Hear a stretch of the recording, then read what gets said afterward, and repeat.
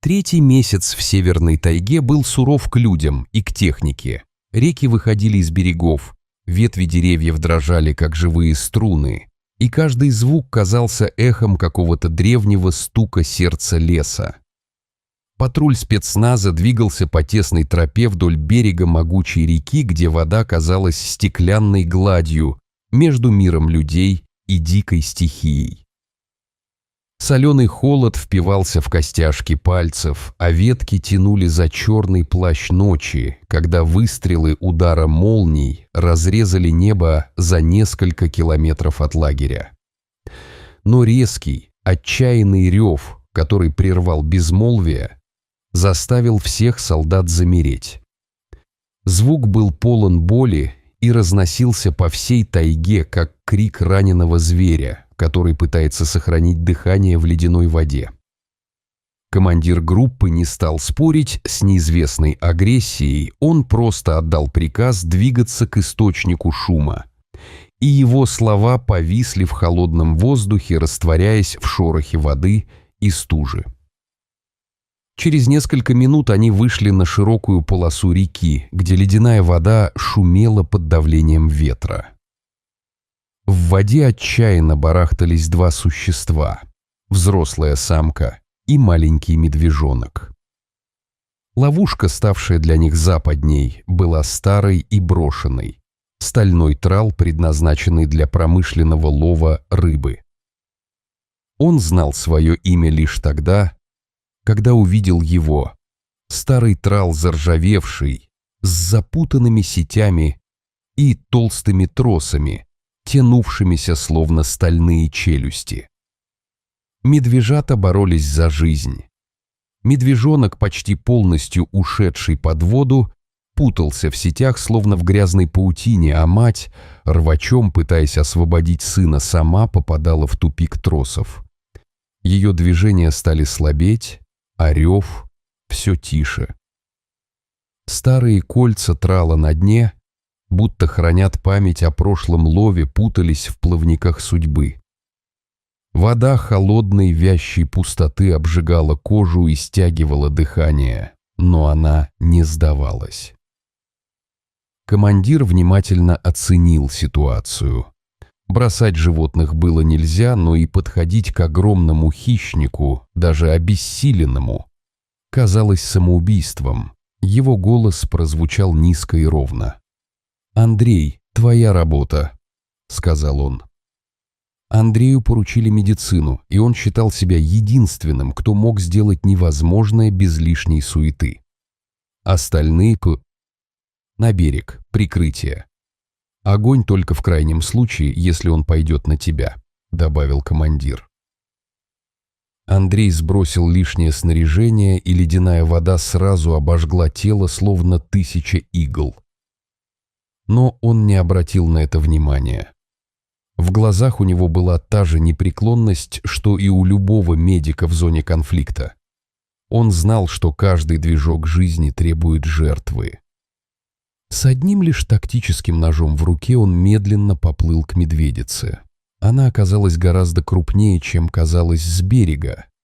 Мощная, неповоротливая в воде, но каждое ее движение было пропитано усталостью и надеждой увидеть свой дом. Когда он приблизился, медведица перестала рычать и просто посмотрела на него. В ее глазах не было агрессии, только животная усталость и отчаяние. Она тонула, и Андрею стало понятно. Мать борется за себя и за своего детеныша, и каждый ее ход — бой за выживание. «Тихо. Я здесь, чтобы помочь. Просто держись», — тихо произнес он не столько для нее, сколько для самого себя. Он нырнул в мутную воду и начал искать скользкие тросы. Нож с трудом резал мокрые стальные нити, а медведица периодически дергалась, мешая ему. Но он не сдавался. В этой борьбе каждая секунда могла стать последней. Андрей принял решение начать с медвежонка. Тот уже почти не двигался, и каждый вдох для него был борьбой. Найдя нужный трос, Андрей перерезал его одним мощным движением. Освобожденный малыш тут же собрал последние силы и отчаянно поплелся к берегу. Он выбрался на сушу, скрылся в кустах и оттуда начал громко скулеть, зовя мать. Этот звук словно ударил током медведицу. Ее усталость исчезла мгновенно, и она снова стала озлобленной, яростной ловушкой, которая не хотела сдаваться. «Тихо!» — крикнул Андрей, уворачиваясь от ее лапы. Он понимал, что времени мало. В его руках был главный трос, который опутывал шею и переднюю лапу медведицы. Он начал его пилить, и через мгновение раздался оглушительный треск. Трос лопнул. Медведица оказалась свободной, и в ту же долю секунды произошел тот самый ужас. Вся усталость, которую она показывала, исчезла. Это была уловка природы, последний резерв животного мира, который просыпается, когда видит угрозу для своего потомства. Измученное животное взорвалось первобытной энергией. Болезненная усталость сменялась чистой яростью матери, которая услышала плач своего детеныша на берегу. Она увидела в Андрее не спасителя, а последнего врага, стоящего между ней и ее ребенком. Оглушительный рев сотряс реку. Медведица, встав на задние лапы, прямо в воде бросилась на него. Андрей замер. Он увидел лишь раскрытую пасть и огромные когти, летящие ему в лицо. Его товарищи на берегу закричали и вскинули автоматы, но он знал, что они не успеют. «Нет!» — успел выдохнуть он и инстинктивно нырнул под воду. Он почувствовал, как что-то огромное пронеслось над ним, вскипятив воду. Когда он вынырнул, задыхаясь, медведица уже была на полпути к берегу. Она плыла с невероятной скоростью, не оборачиваясь. Выскочив на сушу, она схватила медвежонка и исчезла в лесной чаще. Андрей остался один в ледяной воде, его сердце билось где-то в горле. Он выжил, но цена была выше любого ранения. Спецназовцы на берегу опустили оружие, молча глядя ему вслед. Ужас ситуации был не в том, что их могли убить. Ужас был в том, что они столкнулись с силой, которой было плевать на их намерения. Они спасли зверя, который в ту же секунду был готов их разорвать, и это был самый страшный урок, который им преподала дикая природа. Андрей, вывинтившись от воды, стоял по колено в льдине, с мокрой кожей, которая словно шептала, словно о каждом ударе ветра и каждого волнения. Его взгляд искал на небе знак, но там были только звезды, холодные как сталь, и над головой безошибочная тишина. Он не искал аплодисментов и не жаждал слов благодарности.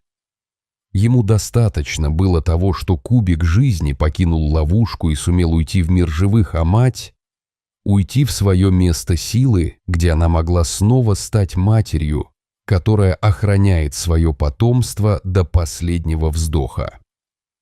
Лагерь был собран в полумраке, где песни уходили в сторону и снова затенялись ветрами ночи.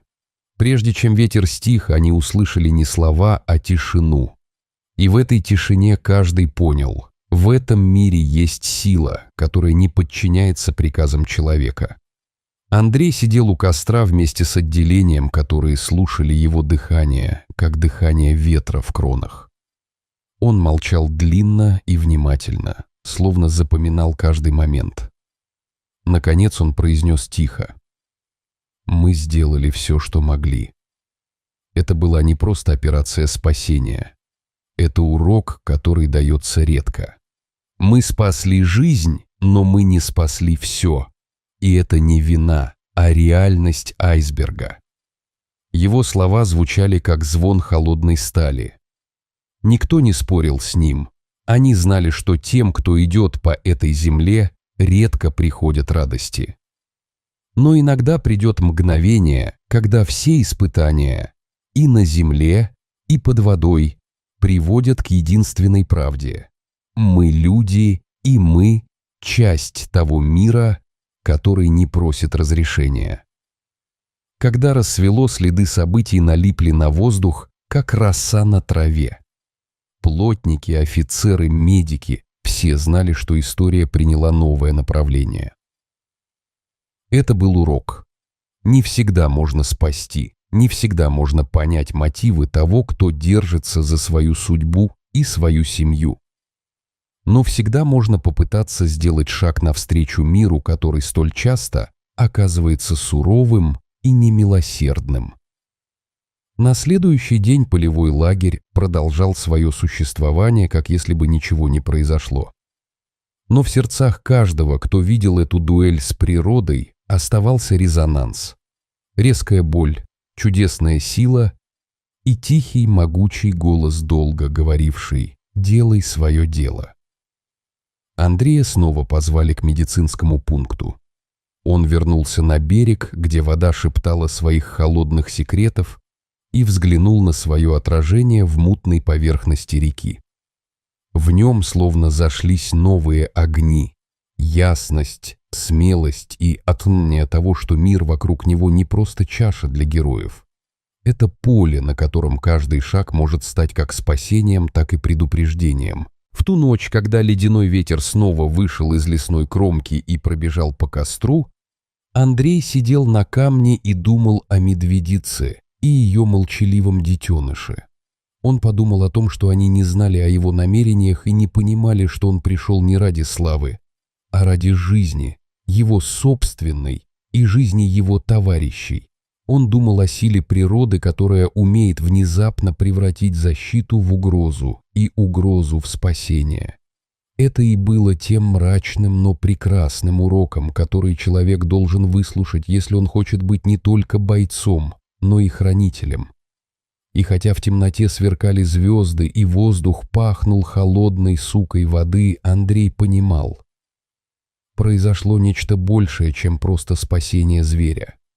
Это было напоминание о границе между человеком и природой, о цене храбрости и о той странной магии, которая рождается там, где жизнь и смерть стоят рядом и выбирают путь друг к другу. И если когда-нибудь кто-то спросит, зачем нужен патруль и для чего он рискует своими силами, ответ будет прост. Чтобы проверить, не исчезла ли в мире та доля чести и сострадания, которая делает нас людьми, даже когда мы оказываемся на краю пропасти между человеком и зверем.